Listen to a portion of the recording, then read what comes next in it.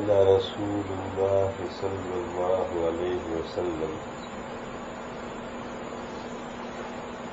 من صلى في يوم وليلة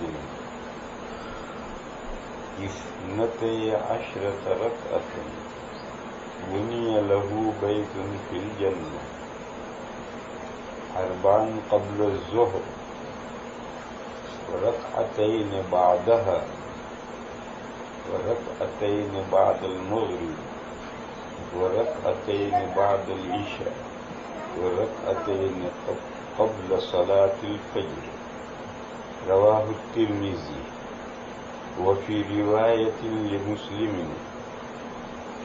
أنها قالت سمعت رسول الله صلى الله عليه وسلم يقول ما من عبد مسلم يصلي لله كل يوم 12 ركعة تطوعا غير فريضة إلا بنى الله له بيتا في الجنة أو قال إلا بني له بيت في الجنة.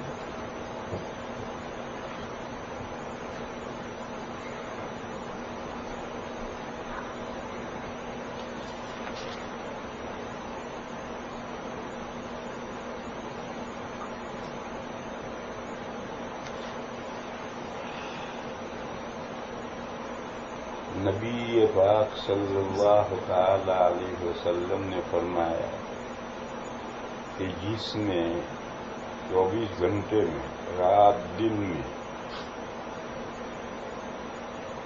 12 رکعتیں پڑھی،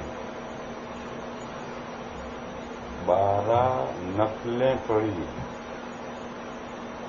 12 سنت مؤکدہ پڑھی، تو اس کے لیے جنت میں ایک حویلی بنائی جائے گی.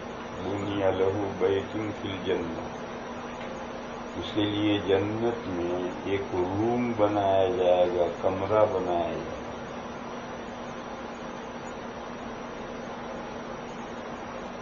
ظہر سے پہلے 4، ظہر کے بعد 2، 6، مغرب کے بعد 2، عشاء کے بعد 2، 6 4 10، اور فجر سے پہلے 2، 12. یہ 12 سنتیں جو پڑھے گا اس کے لیے جنت میں ایک روم، ایک کمرہ بنایا جائے گا. عام طور پر شارحین کرام روم اور کمرہ ترجمہ نہیں کرتے. ایک مکان بنایا جائے گا، ایک محل بنایا جائے گا، ایک حویلی بنائی جائے گی. عام طور پر شارحین کرام یہ ترجمہ کرتے، ورنہ بیت کا اصل ترجمہ روم اور کمرے سے.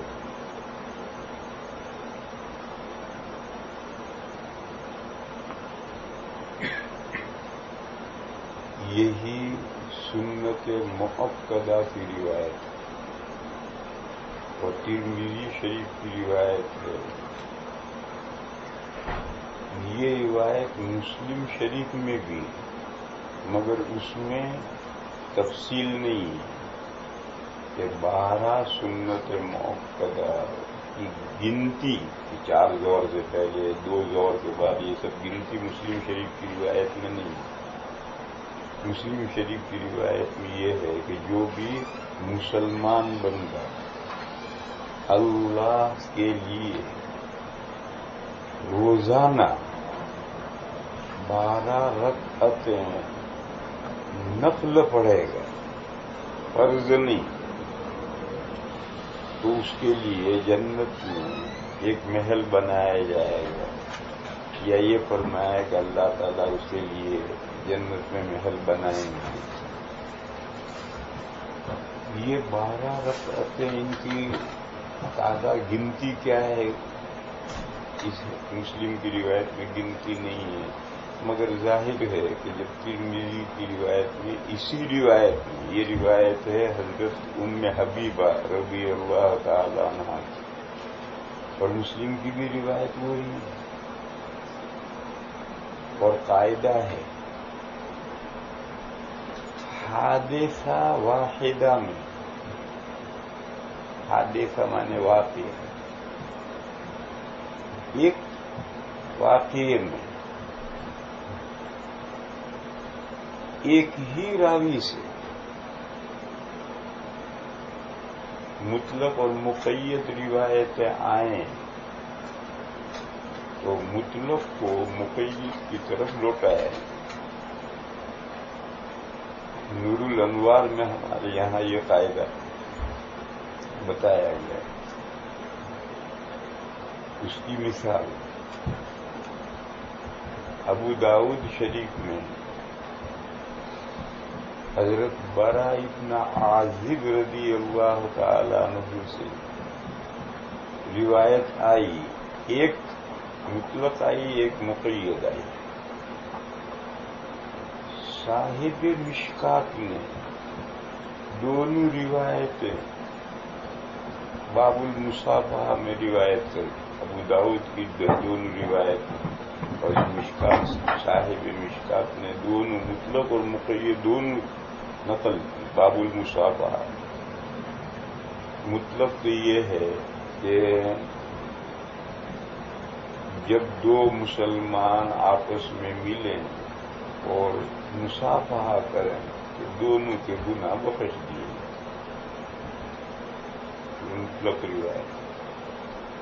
اور مقید روایت یہ ہے کہ جب دو مسلمان ملیں اور آپس میں مصافحہ کریں اور دونوں اللہ کی تعریف کریں اور دونوں اللہ سے گناہوں کی بخشش چاہیں تو دونوں کی بخشش کی جائے. یہ روایت مقید ہے. اس میں دو باتیں بڑھی ہوئی. دونوں اللہ سے گناہوں کی بخشش چاہیں. ہر ایک کہے یغفر اللہ لنا ولکم. پھر مزاج پرسی کے وقت میں کہے الحمدللہ. مزاج شریف کا الحمدللہ. دونوں اللہ کی تعریف کرے، ہر حال میں اللہ کی تعریف کرے. یہ دو باتیں متحقق ہوں گی تو دونوں کی بخشش ہوگی. اور ایک روایت میں یہ قیدیں نہیں ہیں. اس لیے کہ دو مسلمان ملے اور آپس میں مصافحہ کرے تو وہ پھر الگ. روایت ایک ہی ہے حضرت برا ابن عازب کی. سندیں الگ الگ ہیں. ایک سند سے وہ مطلق آئی اور دوسری سند سے وہ مقید آئی. تو اس کے بارے میں نور الانوار میں یہ قاعدہ ہے کہ حادثہ واحدہ میں ایک واقعے میں اگر روایت مطلق اور مقید آئیں تو مطلق کو لوٹایا جاتا ہے مقید کی طرف. یعنی وہ جو مقید میں قیدیں ہیں وہ قیدیں مطلق میں بھی لائی جاتی ہیں. اسی طرح کا یہ قاعدہ ہے. ایک روایت مجمل آئے اور ایک مفصل آئے تو مجمل روایت کو لوٹائیں گے مفصل کی طرف جبکہ وہ حادثہ واحدہ میں. حضرت ام حبیبہ کی روایت ہے ترمذی شریف میں آئی کہ وہ 12 رکعتیں یہ ہیں. اور وہی ام حبیبہ کی روایت دوسری سند سے ترمذی کی سند اور ہے، مسلم شریف کی سند اور ہے. دوسری سند سے مسلم شریف میں آئی. اس میں ان 12 رکعتوں کی تفصیل نہیں آئی بلکہ بالاجمال یہ بات آئی کہ رات دن میں جو مسلمان اللہ کی خوشنودی کے لیے 12 رکعتیں پڑھے گا تو اللہ تعالیٰ اس کے لیے جنت میں ایک محل بنائے. بس وہ 12 کی تفصیل نہیں ہے مگر اسی حدیث کی دوسری سند میں ترمذی میں اس کی تفصیل آ چکی ہے لہذا وہی تفصیل یہاں بھی ہے.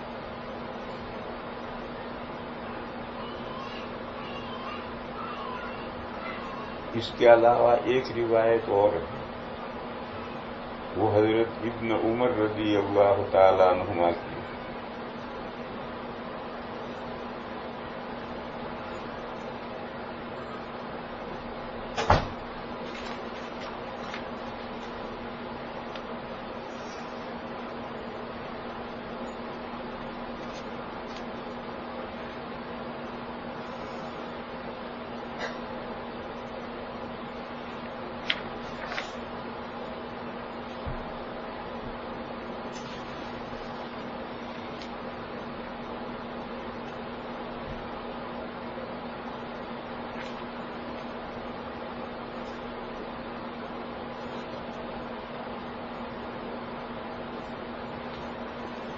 یہاں نہیں ہے. وہ دوسری روایت ترمذی شریف میں، اور اس میں یہ ہے کہ جو شخص رات دن میں 24 گھنٹے میں اللہ کے لیے 10 رکعتیں نفلیں پڑھے گا تو اللہ تعالیٰ اس کے لیے جنت میں محل بنائے. تو ابن عمر کی روایت میں 10 کا تذکرہ ہے، اور حضرت ام حبیبہ کی روایت میں 12 رکعتوں کا ذکر ہے.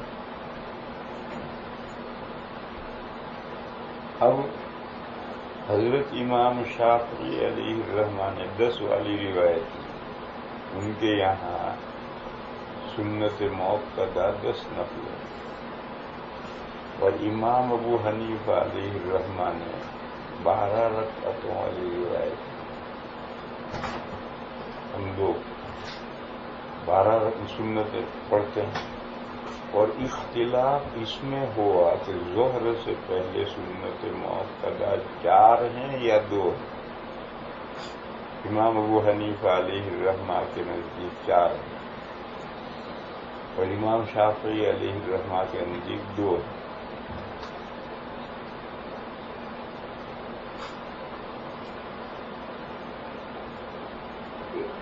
ایک نے 10 رکعت والی روایت، وہ بھی اعلیٰ درجے کے صحیح روایت، اور یہ 12 والی یہ بھی اعلیٰ درجے کے صحیح روایت.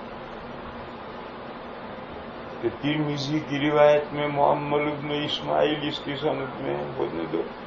مسلم میں یہ روایت ہے، اور مسلم میں وہ راوی نہیں ہے.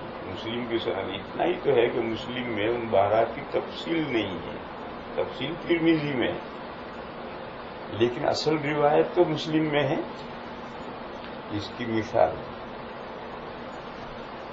اللہ کے 100 نام ہیں، 99 ایک کم 100 میں، جو ان 99 ناموں کا احاطہ کرے گا وہ جنت میں جائے گا. یہ بخاری مسلم کی روایت، لیکن وہ 99 نام کیا ہیں معلوم ہے. بخاری مسلم کی روایت میں وہ 99 نام مذکور نہیں، وہ 99 نام ترمذی کی روایت میں آئے اور ابن ماجہ کی روایت میں آئے. ترمذی کی روایت میں وہ 99 نام الگ ترتیب سے ہیں، اور ابن ماجہ میں دوسری ترتیب ہے. تو اصل بنیادی روایت تو متفق علیہ ہے. اب اس کی جو 99 نام یہ ہیں اس سلسلے میں ترمذی اور ابن ماجہ کی روایت مختلف ہے، لیکن اصل روایت تو بخاری مسلم میں ہے. ایسے یہاں بھی اصل روایت تو مسلم میں ہے کہ 12 رکعتیں ہیں. 12 رکعتوں کی تعین میں اختلاف ہو تو دوسری جگہ پر حدیث میں جو تعین ہے اس تعین کو لیں گے.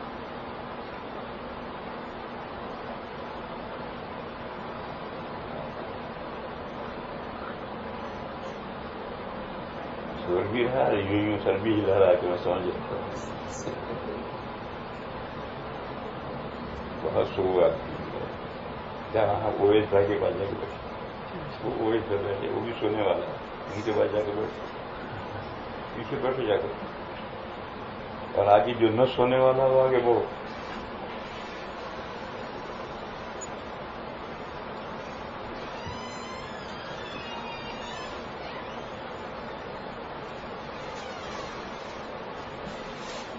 یہ بندہ وہاں عشاء کے بعد بھی سو رہا تھا. یہی بندہ اس نے وعدہ کیا تھا کہ آئندہ نہیں سوؤں گا.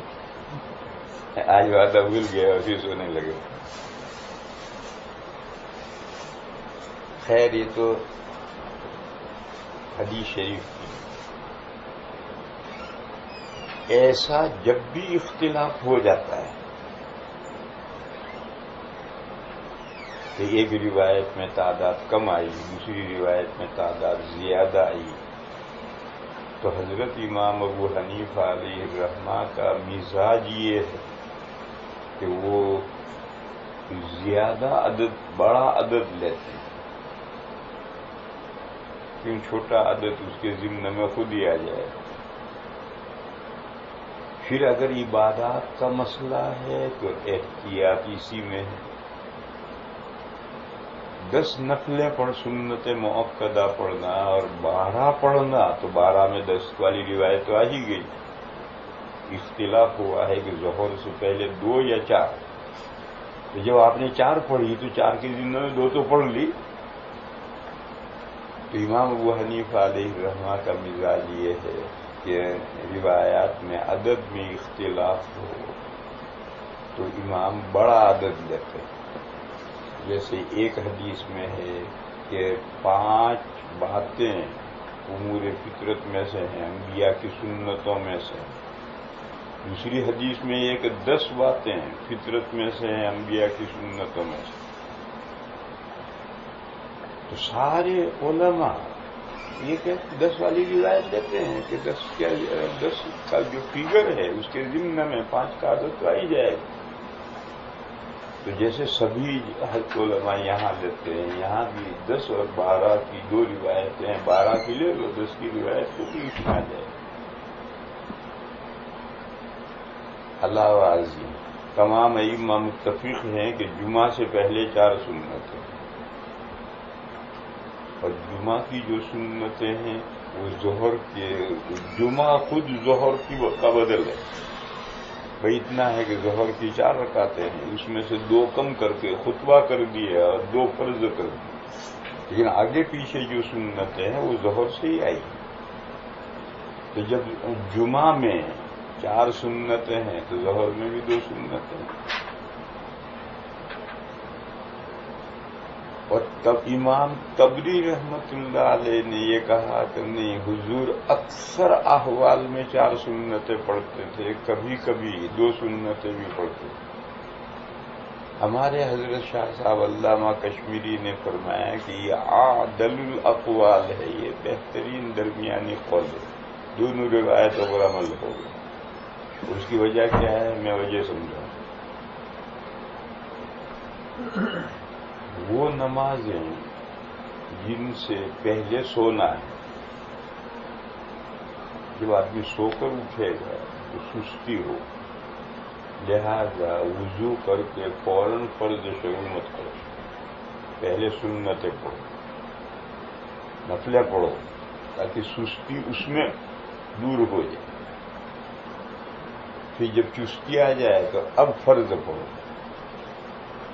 اور وہ نمازیں جن کے بعد مشاغل ہیں ان کے وہاں بھی بعد میں سنت مؤکدہ رکھیں، تاکہ فرض کی آخری رکعت میں یا فرض کے قاعدے میں کاروبار شروع نہ کر دے.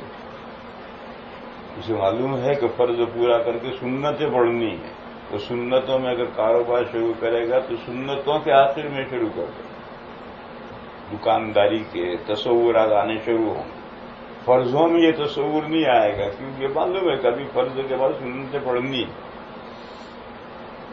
تو جن نمازوں کے بعد کاروبار ہے وہاں سنت رکھی گئی، اور جن نمازوں سے پہلے سونا ہے وہاں بھی سنت ہے. فجر سے پہلے بھی آدمی سو کر اٹھتا ہے اور اٹھ کر کے فجر کی نماز پڑھتا ہے. تو جب نیند میں سے سو کر اٹھتا ہے تو کچھ نہ کچھ سستی طبیعت میں ہوتی ہی، لہٰذا پہلے سنت نفلیں رکھی گئی. نفلیں پڑھو، اپنی سسری اڑا دو، پھر لمبے فرض پڑھو. ظہر سے بھی پہلے قیل اللہ کرتا ہے، سو کر اٹھ کر کے ظہر پڑھتا ہے. آج کل جو عرب کرنے لگے ہیں وہ قطعاً غلط ہے. آج کل عرب 12 بجے کے انہوں نے ظہر کی اذان دی اور ظہر پڑھی اور پھر کھانا کھا کر سو گئے، عصر میں اٹھتے ہیں. یہ جو عربوں نے طریقہ چلایا ہے بالکل سنت حضور اور صحابہ کے زمانے کے طریقے کے بالکل خلاف.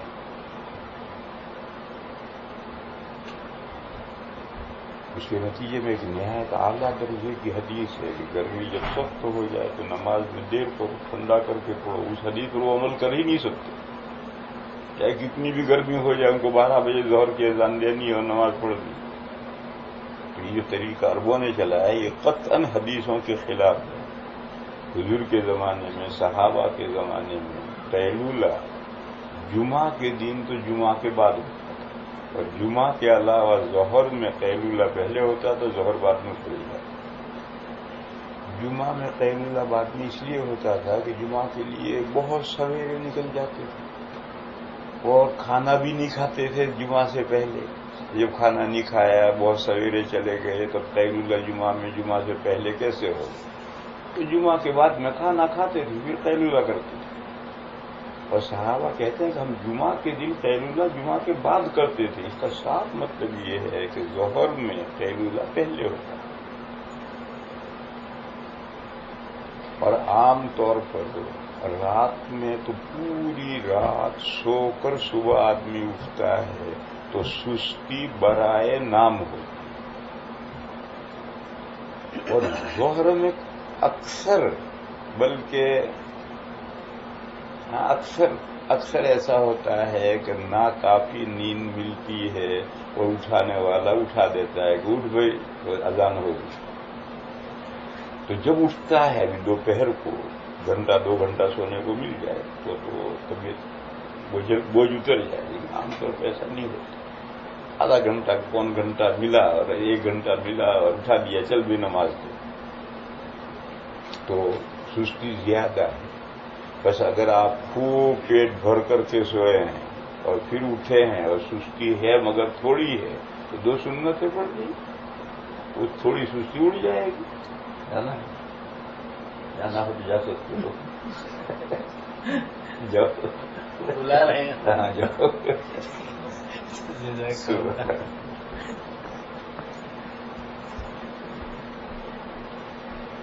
اور اگر بہت تھوڑا سونے کو ملا ہے 8 گھنٹہ طبیعت میں کسل زیادہ ہے 4 سنتیں پڑھو کسل دور ہو جائے گا. پھر فرض پڑھو تو ان دونوں روایتوں کو بھی جمع بھی کر سکتے. تبلیغ رحمۃ اللہ علیہ نے اور شاہ صاحب نے جو بات فرمائی اس کی وجہ یہ ہے کہ اگر سستی تھوڑی ہے کافی وقت سونے کے لیے دوپہر کو مل گیا ہے تو 2 سنتیں پڑھو ظہر سے پہلے. اور اگر تھوڑا سوئے ہیں اور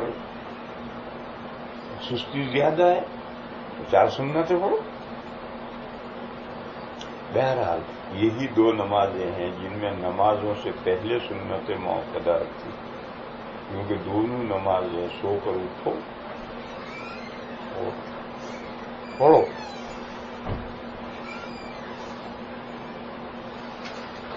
فجر کے بعد کوئی کاروبار نہیں ہوتا ہے کاروبار لیکن ایک دم فجر کا سلام پھیرا اور فوراً شاپ کھول لی یا کھیت میں پہنچ گیا ایسا نہیں ہوتا ہے. کوئی کاروبار نہیں ہوتا.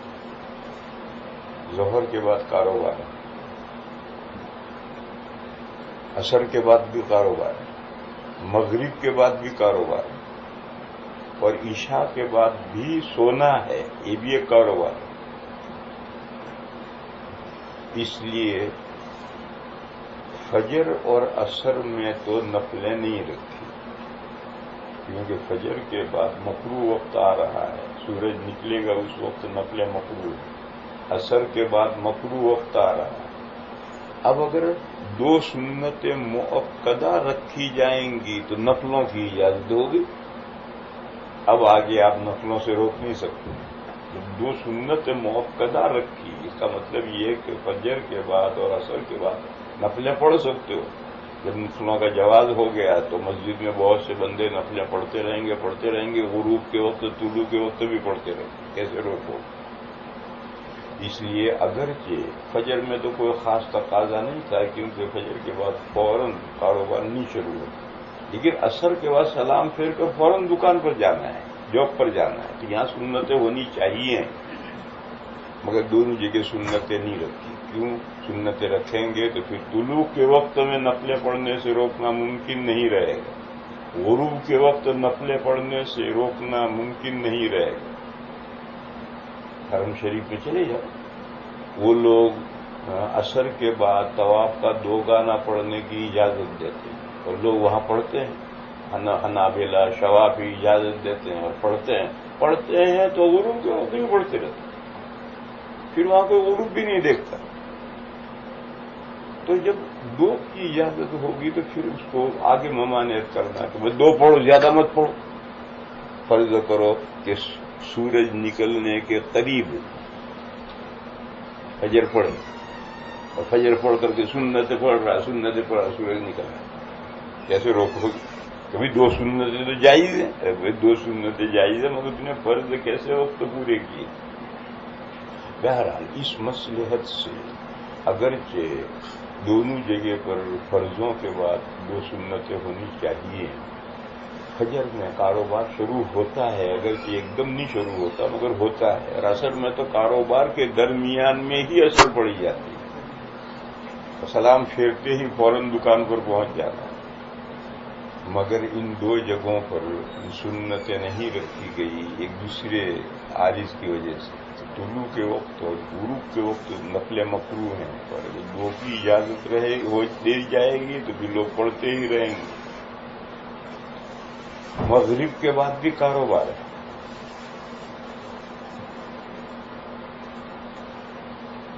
اور اگر کاروبار نہیں ہے تو پھر مغرب کے بعد کھانے کا وقت آ گیا۔ دیکھو نبی پاک صلی اللہ تعالی علیہ وسلم کے زمانے میں 2 کھانے کھائے جاتے، ایک 11 بجے اور 12 بجے کے بیچ میں کھایا جاتا، اس کو غداء کہتے، صبح کا کھانا، ناشتے واشتے کا کوئی رواج نہیں تھا، کچھ رکھا ہو رات کا کھانا رکھا ہو پینا رکھا ہو تو کھا لیتے تھے پی لیتے تھے، لیکن باقاعدہ ناشتے کے نام سے عربوں کے یہاں کوئی طریقہ نہیں تھا، پیتے تھے کھاتے تھے۔ وہ روایت ہے کہ حضور فجر پڑھا کر تشریف لاتے تھے، جس بیوی صاحبہ کے یہاں حضور نے رات گزاری ہے اسی گھر میں فجر پڑھا کر آتے تھے، تو پوچھتے تھے کچھ کھانے پینے کو ہے؟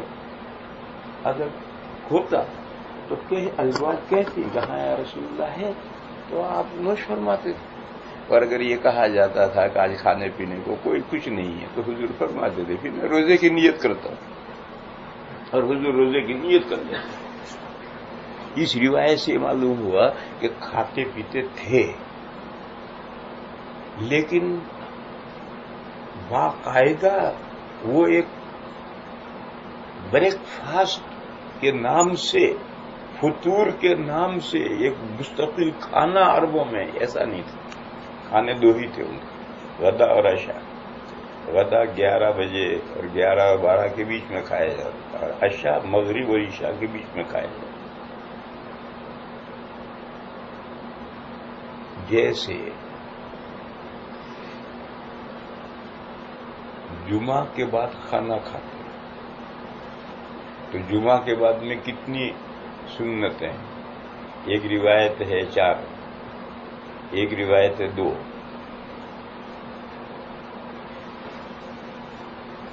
امام ابو حنیفہ علیہ الرحمن نے 4 والی روایت لی، بڑا عدد لیا تو چھوٹا عدد اس میں آ گیا، اور صاحبین نے دونوں روایتوں کو جمع کیا اور کہا جمعہ کے بعد 6 پڑھو۔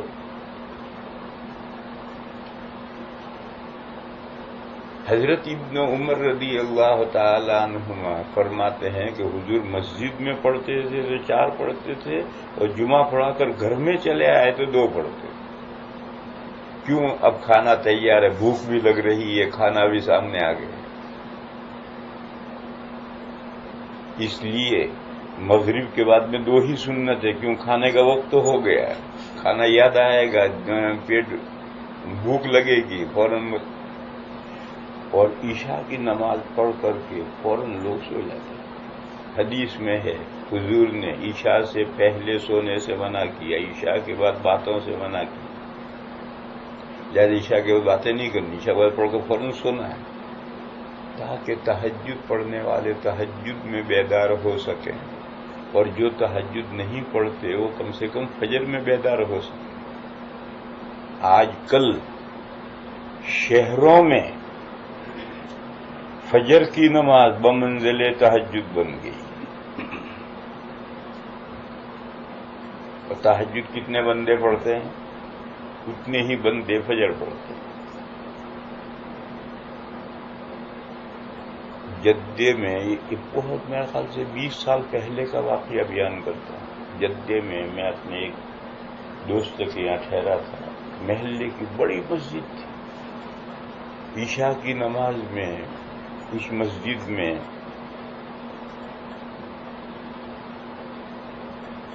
4 سے کچھ زیادہ صفیں تھی اور وہ اتنی چوڑی تھی کہ ایک صف میں 100-125 آدمی آتے. وہ 500 آدمی عشاء کی نماز میں تھے. وہاں فجر کی نماز اول وقت میں ہوتی ہے. تو فجر اول وقت میں ہم پہلے سے اٹھے ہوئے تھے. اذان کے بعد میں سنت پڑھ کر مسجد میں پہنچے. 15-20 منٹ کے بعد نماز امام صاحب نے شروع کی. تو امام صاحب تھے اور 7-8 مقتدی تھے کل. عشاء میں 500 آدمی اور فجر میں 7-8 مقتدیوں سے فجر کی نماز شروع ہوئی. اور جب امام نے سلام پھیرا میں نے دیکھا تو 1.5 صف پوری ہوئی تھی. اس میں سے بھی 1 صف تو مسبوق تھی. تو عشاء پڑھنے والے اتنے تھے, فجر پڑھنے والے اتنے ہیں. کیوں؟ اب لوگوں کے لیے فجر بمنزل تہجد ہو گئی. شہروں میں 12 بجے تو رات شروع ہوتی. 12 بجے تک تو گویا رات شروع ہی نہیں ہوئی. کاروبار کریں گے, کمائیں گے, گنیں گے, باتیں کریں گے. 12 بجے کے قریب میں کھانا کھائیں گے. 11 بجے کھانے کے لیے بیٹھیں گے, 12 بجے کھانا کھائیں گے. پھر 12 بجے کے بعد پھر ٹی وی کھولیں گے, ٹی وی دیکھیں گے. پھر ٹی وی کے نتیجہ جو ہونا ہے وہ ہوگا. پھر نہائیں گے یا بغیر نہائے سو جائیں گے تو فجر میں کہاں سے اٹھیں گے نماز کے لیے. اس لیے اب شہروں میں فجر کی نماز بمنزل تہجد ہو گئی. جیسے تہجد کوئی بندہ پڑھتا ہے, فجر کی نماز بھی کوئی بندہ پڑھتا ہے. جو 5 نمازوں کا پابند ہے وہ بھی فجر کی نماز جماعت سے نہیں پڑھتا. اٹھے گا تو جلدی وضو کر کے وہیں مرغے کی طرح سے ٹھونگے 4 ماری اور پڑھ کے سو جائے گا. پھر یہ جو بعد میں سونا ہے تہجد کا منزل ہے کہ ادھر بھی سونا بیچ میں فجر پڑھنا, جیسے تہجد.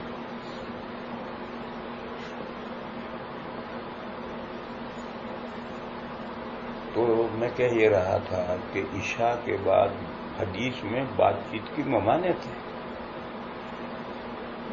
آج کل عشاء ہوتی ہے 9:45 بجے, عشاء پڑھیے اور سو جائیے فوراً. کوئی کسی سے بات چیت کرنا منع ہے. تو آپ صبح 5 بجے لامحالہ اٹھ جائیں گے, کتنا سوئیں گے آپ. لیکن بہرحال جب سونا ہے متصل تو نیند شروع ہو جائے گی آخری رکعت میں. وہ مکے میں مدرسہ سولتیہ کے محتمم تھے مولانا شمیم صاحب, ان کا انتقال ہوا. ایک مرتبہ بہت پرانے, آج سے 1981 میں جب میں حج میں گیا تو مدرسہ سولتیہ میں گیا, ان سے تعارف ہوا. وہ ہمارے یو پی کے ہیں, کاندلے کے. تو انہوں نے مجھے دوپہر کو کھانے کی دعوت دی. تو میں نے ان سے کہا کہ میں نماز ظہر کے حرم میں پڑھوں گا. ان کے مدرسہ سولتیہ میں مسجد ہے, وہاں ظہر ہوتی ہے. میں نے کہا کہ میں نماز حرم میں پڑھوں گا. انہوں نے کہا کہیں بھی پڑھو, مگر میرا قاعدہ سنو. میں ظہر کے قاعدے اخیرہ میں ہوتا ہوں اور کھانا شروع کر دیتا ہوں, اور کھانا ختم کرنے سے ہاتھ دھونے سے پہلے سو جاتا ہوں. میرا یہ قاعدہ یاد رکھ کر کے آ جائیے.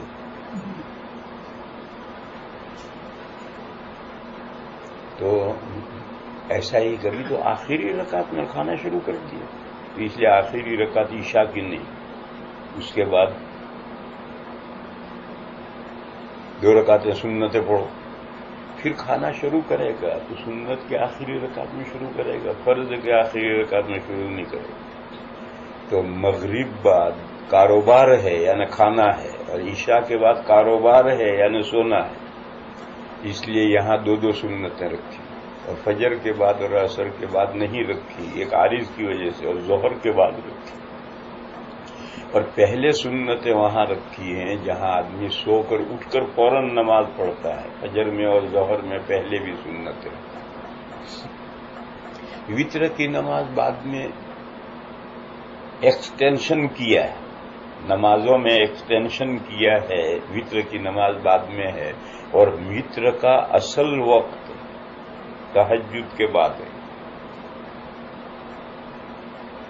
اور اس کے بعد تہجد کے بعد فجر کی نماز پڑھنی ہے. سونا بھی نہیں ہے، کاروبار بھی نہیں ہے. اس لیے وتر کا اصل محل تو وہاں تھا، اور وہ در حقیقت فرض نماز بھی نہیں ہے، فرضوں کا ایکسٹینشن ہے، وہ واجب نماز ہے. لیکن عام 100% مسلمان تہجد نہیں پڑھتے، اس لیے شریعت نے اس کی اجازت دی کہ آپ عشاء پڑھ کر، سنتیں پڑھ کر، چاہیں تو فرض پڑھ کر رات کی نماز فنش کر دیں، سلطان اللیل بن جائیں، کنگ آف نائٹ. دیکھو جس نے وتر نہیں پڑھی تو ٹینشن رہے گا، فکر رہے گا، رات کو تہجد میں اٹھنا ہے، تہجد کے بعد وتر پڑھنے ہیں. تو اگر میں نہ اٹھ سکا تو قضا وتر، تہجد تو قضا نہیں ہوگا تو نفلیں ہیں، وتر قضا ہو جائے. ایک ٹینشن رہے گا، پوری رات ٹینشن رہے گا. صبح اٹھے گا تہجد پڑھ کر پھر وتر پڑھے گا. اور جس نے عشاء پڑھی، عشاء کے بعد سنت نفلیں جو اللہ نے توفیق دی وہ پڑھی، اور اس کے بعد میں اس نے وتر پڑھ لیے، تو طبیعت میں ایک عجیب جیسے بوجھ اتر گیا. اب کوئی ٹینشن نہیں رہتا ہے، بوجھ اتر جاتا ہے. حضرت مولانا ابو الحسن علی میاں فرمایا کرتے تھے کہ جب رات میں آدمی عشاء پڑھ کر وتر پڑھ لیتا ہے تو سلطان اللیل بن جاتا ہے، کنگ آف نائٹ. تو بہرحال یہ عام مسلمانوں کی مصلحت سے وتر عشاء کے بعد آئے ہیں، ورنہ اصل اس کا محل ہے وہاں. اور یہ ایکسٹینشن کیوں کیا ہے فرائض میں، یہ اضافہ کر کے وتر کیوں بڑھائے ہیں؟ اس لیے بڑھائے ہیں کہ اصل نماز 50 رکعتیں فرض ہوئی. نبی پاک صلی اللہ تعالی علیہ وسلم رات دن میں 50 رکعتیں پڑھتے تھے، اور ہر رکعت ایک نماز ہے، اور 2 رکعتیں مل کر شفعہ جوڑا ہیں. اصل نماز تو 1 رکعت. اب جب اصل نماز 1 رکعت ہے اور پھر نماز 50 فرض ہوئی، 50 رکعتیں فرض ہوئی، پھر اس میں سے گھٹا کر کے 5 کر دی، اور 5 بھی 17 ہوئی. ظہر کی 4، عصر کی 4، عشاء کی 4، 12، فجر کی 2، 14، اور مغرب کی 3، 17. تو 5 بھی طاق ہے، اور وہ 5 نمازوں میں جو رکعتیں ہیں وہ 17 ہیں. اب پڑھنی 50 ہیں تو کیسے 50 ہوں گی؟ 2 سے کم نہیں پڑھنی، شفا پڑھنا ہے. 1 رکعت صلاۃ بطیرہ ہے، 2 کٹھی نماز ہے. جیسے پڑھنی تو 2 ہیں اور تعداد 50 کی پوری کرنی، تو کیسے پوری کریں گے؟ اس کا پورا کرنے کا طریقہ یہ ہے کہ یہ 17 ہیں، طاق ہیں، تو آگے ایک دوسری طاق نماز لاؤ، کیونکہ اس طاق کے ساتھ جفت ملا ہوگے تو 49 ہوں گی یا 51 ہوں گی، 50 نہیں ہوں گی. اور اس طاق کے ساتھ دوسرا طاق ملا ہوگے تو طاق مل کر جفت. تو اب مغرب کی 3 رکعتیں ہیں تو اس کے ساتھ میں وتروں کی 3 رکعتیں، تو 3 اور 3 6 جفت ہو گیا، اور 50 کی تعداد پوری ہو. اور حدیث میں فرمایا گیا کہ مغرب دن کے وتر ہیں، یعنی مغرب دن کی نماز کو طاق بناتی، اور وتر جو ہے رات کی نمازوں کا وتر ہے، رات کی نمازوں کو طاق بناتی. اور 2 طاق مل کر کے طاق ختم، جفت ہو گئے، اور جو 50 نمازیں فرض ہوئی تھی وہ تعداد پوری کر سکتی. حضرت نانوتوی قدس سرہ نے مصابیح التراویح میں یہ بات لکھی ہے کہ حضور جو 24 گھنٹے فرض، سنت موقدہ، نفلیں، سب کی تعداد جمع کرو گے تو 50 رکعتیں ہوتی ہیں، اور امت میں بہت سے صالحین ایسے گزرے ہیں جو روزانہ 50 نفلیں پڑھنے کا اہتمام کرتے ہیں۔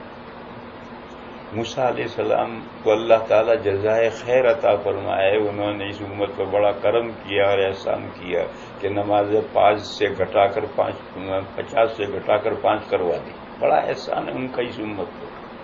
لیکن حضرت نے جو ایک بات فرمائی تھی حضور سے کہ آپ کی امت 50 نمازیں نہیں پڑھ سکے گی، میں بنی اسرائیل کو آزما چکا ہوں، وہ کمبخت 3 نہیں پڑھتے تھے، آپ کی امت 50 کیسے پڑھے گی؟ یہ حضرت نے اپنی امت پر اس امت کو جو قیاس کیا اس سلسلے میں حضرت سے شکوا ہے۔ حضرت کی امت اگر 3 نہیں پڑھ سکی تھی تو وہ ان کی امت تھی۔ حضور کی امت میں بے شمار لوگ ہیں جو آج بھی اصل جو فریضہ تھا 50 نمازیں، وہ 50 رکعتیں آج بھی پڑھتے ہیں۔ تو اصل بات میں یہ سمجھا رہا تھا کہ وطر کا تو موقع اور محل ہی الگ ہے۔ تو کوئی یہ سوال کرے کہ وطروں کے بعد نفلیں ہیں یا نہیں، وطروں کے بعد نفلیں ہیں یا نہیں؟ اکثر نبی پاک صلی اللہ تعالی علیہ وسلم وطروں کے بعد نفلیں نہیں پڑھتے۔ کبھی حضور نے وطروں کے بعد 2 نفل بیٹھ کر پڑھے ہیں۔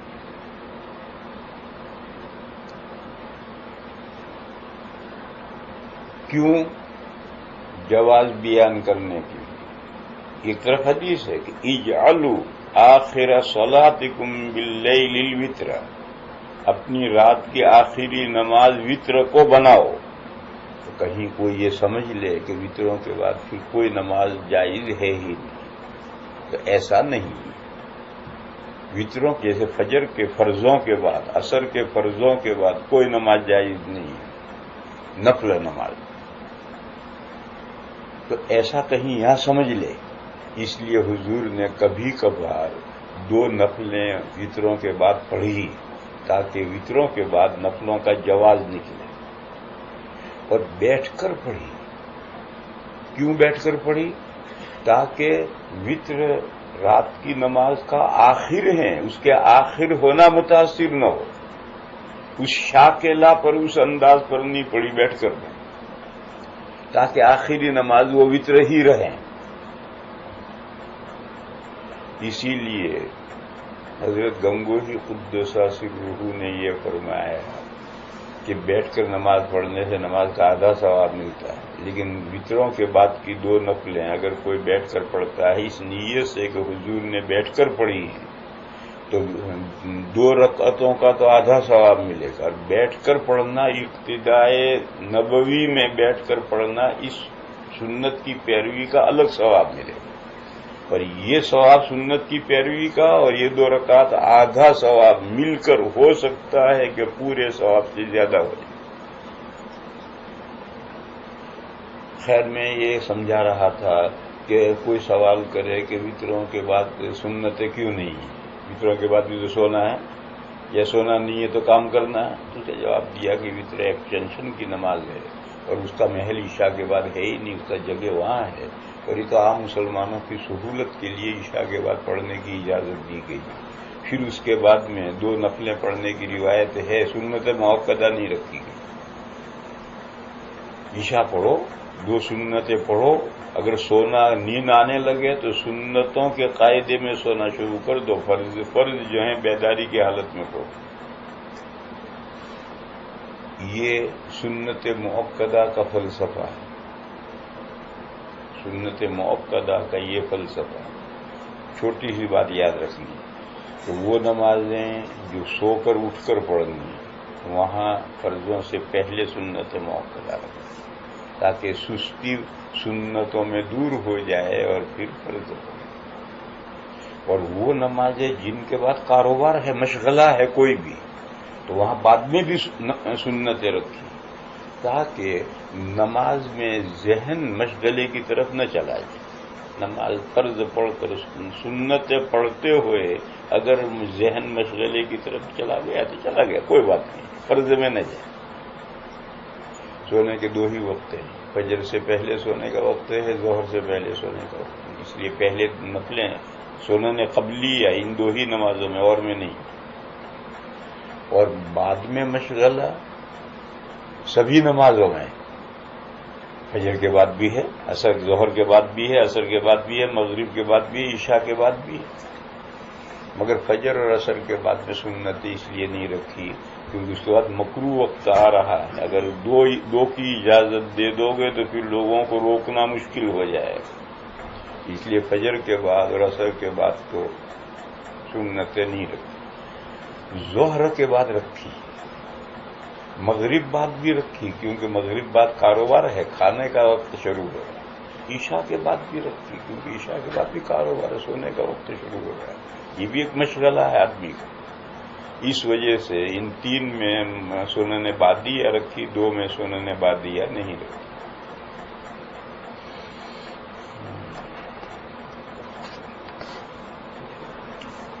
صبح